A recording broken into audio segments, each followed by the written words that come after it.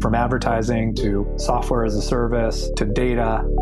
Across all of our programs and clients, we've seen a 55 to 65% open rate. Getting brands authentically integrated into content performs better than TV advertising. Typical lifespan of an article is about 24 to 36 hours. If we're reaching out to the right person with the right message and a clear call to action, then it's just a matter of timing. Welcome to the MarTech Podcast, and I Hear Everything production. In this podcast, you'll hear the stories of world-class marketers that use technology to drive business results and achieve career success. We'll unearth the real-world experiences of some of the brightest minds in the marketing and technology space so you can learn the tools, tips, and tricks they've learned along the way. Now here's the host of the MarTech Podcast, Benjamin Shapiro. Welcome to the MarTech Podcast. I'm your host, Benjamin Shapiro, and today we're going to discuss how to harness the power of artificial intelligence to gain actionable insights from your sales calls. Joining us is Masami Middleton, who is the CMO of CallRail, which is a technology provider that helps businesses turn more leads into better customers. CallRail's lead intelligence platform, including call tracking, form tracking, and conversion intelligence, reveals the best lead source and call insights to help optimize marketing and lead conversions.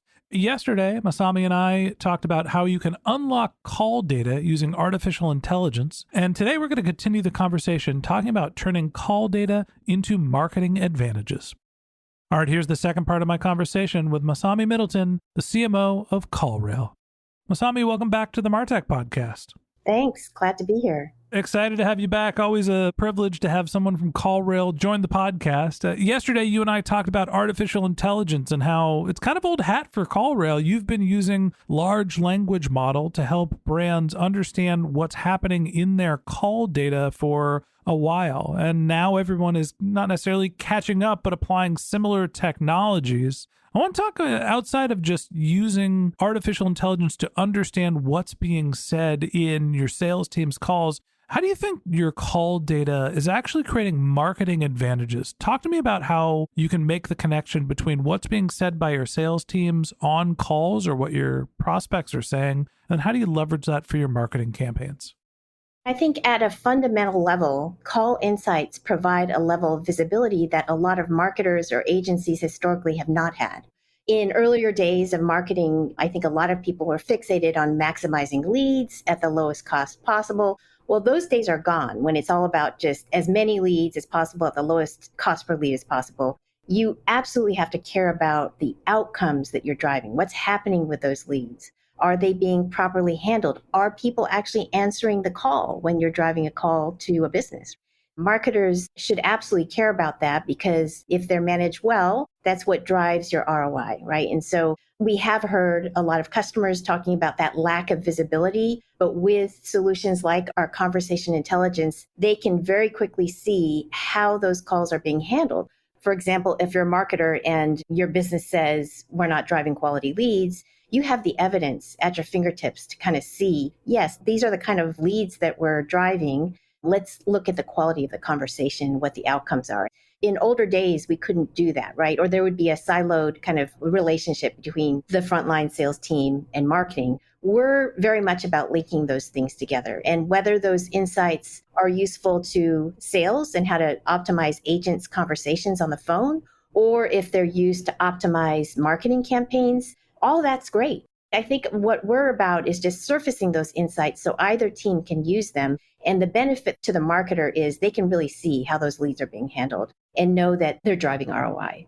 I'm trying to come up with a catchy term for what you're describing, the revenueification of marketing, the CROification. But what you're saying is essentially that there are less silos. There is less of a brick wall in between sales and marketing. So the marketing criteria is not how many leads are we getting? We don't count MQLs like we used to. And then say it's the sales team's problem to be able to convert them. Now we are being credited based on not only the lead volume, but the lead quality and the conversion rate. We are reliant on the sales teams as opposed to basically bringing the food to them to allow them to prepare the meal.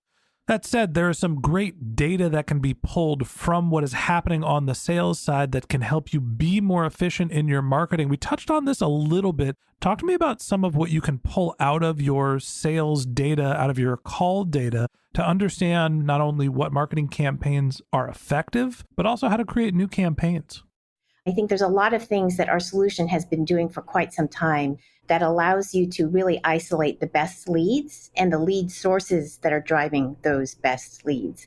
So there's scoring criteria that you can use. There's ways of automatically qualifying leads that are high quality that you can then feed back to campaigns like Google Ads. And I mentioned this in the last episode, so that you're training your campaigns to drive those quality leads based on the signals that you get in the call.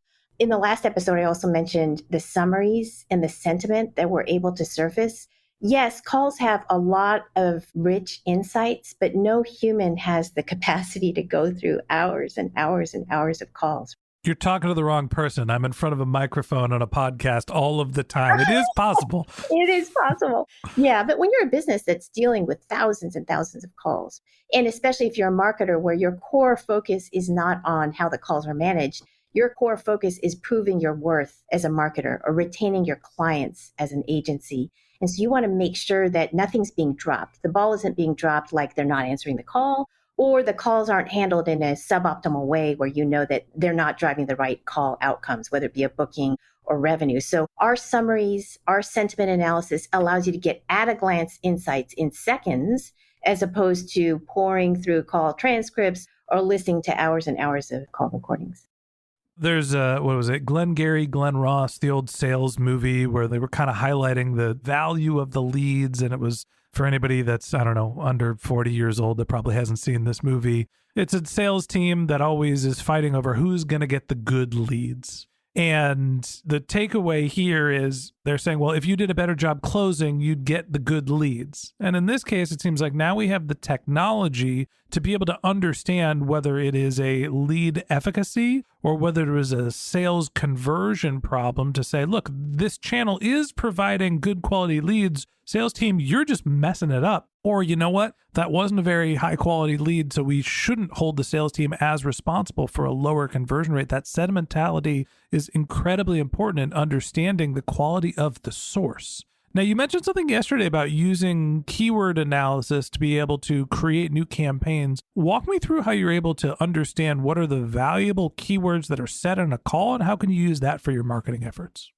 As we all know, as marketers, we have assumptions on what keywords are working, and we have data based on the keywords we're using that are driving at least the leads. But again, when you actually dig into the conversation itself, it's surprising how you can often see ways that you didn't anticipate that customers are describing what you do. The language they use may be different than what you assumed. And so using the at-a-glance insights like the call summaries or digging into the transcripts or the recordings are a great way to tweak or add to your keyword set to make sure that the way you describe yourself is in actuality the way customers describe what you do. So that's a way. And then I also gave an example yesterday on how you can even use negative keywords, right? Make sure that you're not including stuff that are driving the wrong lead that is not qualified. And you can see those outcomes quickly through our call insights. And so on the positive and the negating side, you can either enhance or remove keywords that you shouldn't be using. We talked about understanding the value of a given marketing channel to figure out if you should invest more in it. We talked about using some of the keywords that are being used in your calls to understand if you should add them to things like your search query or create content around them. One of the things we didn't talk about is understanding who the customers are and what are their desires. Talk to me about using your call data for more foundational marketing, your customer research. I'm glad you brought that up because I think there's another application of the rich call data that allows you to relook at the landing pages that you're using, relook at the mailers, take a look at the copy that you're using to engage differently with customers. Also, if you have an assumption in terms of a solution or a product that the customers want, but then digging into the call data, you see that they're asking for something else, that could be an opportunity to think about expanding your solution set or your product offering. There are certain customers that find surprises in terms of what customers need, which opens the door to at least explore that. It may not be a core fit with your business, But there are insights, again, maybe adjacent to what you do today that could be opportunities tomorrow. It seems like one of the ways that you can gain a marketing advantage using your call data is actually not understanding your own company or how customers view it, but also understanding the competitive set. Talk to me about what you can do to gain understanding of where you fit in the landscape in the eyes of your customers. How do you do competitive research using your call data? I think keywords are another avenue to really identify what's happening in a conversation that includes your competitive brand name. So if we were to really isolate and tag calls that involve the names of your primary competitors, that allows you to quickly drill down into those calls to understand what do customers need? How do we stack up if they're doing some sort of comparison? Just a lot of rich data that allows you to get VOC, like voice of customer, straight from the horse's mouth, what they're saying about you versus somebody else. So again, it boils down to finding those keywords or the tags that really identify the leads or the calls that are of particular interest, and then doing the drill down from there. I'm going to riff for a second and pretend to be a salesperson. Masami, thanks for hopping on the call today. Really excited to talk to you about our products and services. Real quick, tell me about the problem that you're trying to solve. Okay, now that I understand the problem, tell me about where you looked to solve the problem. How did you hear about us? What were some of the other companies that you looked at? Tell me what you know about the competitive landscape. Asking those questions to essentially build a rapport and understand the customer's problem isn't only valuable for your sales rep, it also helps you create the call data that you can then analyze, understand who is in your competitive set, how your company is being looked at relative to them, and most specifically, what's the problem your customers are trying to solve. Without that information, the keywords that you're targeting don't matter because your sales reps won't understand the problem that they're trying to solve for the customer. That's why call data is such an incredibly valuable and powerful source. Masami, any last words before I let you go? I think this has been super stimulating, and I'm glad that we were able to dig into AI and a more practical view of AI, especially as it focuses on calls. So appreciate that. I might have mentioned this yesterday, but CallRail was the first ever sponsor of the MarTech podcast. Without you, we wouldn't be here talking about artificial intelligence. It's been, almost 6 years since we launched the show. I will always be grateful to CallRail for helping us get off the ground. And I am very excited to have you back on the show. So thanks to you and the rest of the organization for always being a contributor and a sponsor of the MarTech podcast. Thanks for coming on and being my guest. It's our pleasure. Thank you. All right, that wraps up this episode of the MarTech podcast. Thanks to Masami Middleton, the CMO of CallRail, for joining us. If you'd like to get in touch with Masami, you can find a link to her LinkedIn profile in our show notes, or you can visit her company's website, which is callrail.com, CallRail.com. Just one more link in our show notes I'd like to tell you about. If you didn't have a chance to take notes while you were listening to this podcast, head over to martechpod.com, where we have summaries of all of our episodes and contact information for our guests. You can also subscribe to our weekly newsletter, and you can even send us your topic suggestions or your marketing questions, which we'll answer live on our show. Of course, you can always reach out on social media. Our handle is MarTechPod, MarTechPod, on LinkedIn, Twitter, Instagram, and Facebook, or you can contact me directly. My handle is Ben J. Shap, BenJShap. And if you haven't subscribed yet and you want a daily stream of marketing and technology knowledge in your podcast feed, we're going to publish an episode every day this year. So hit the subscribe button in your podcast app and we'll be back in your feed tomorrow morning. All right, that's it for today. But until next time, my advice is to just focus on keeping your customers happy.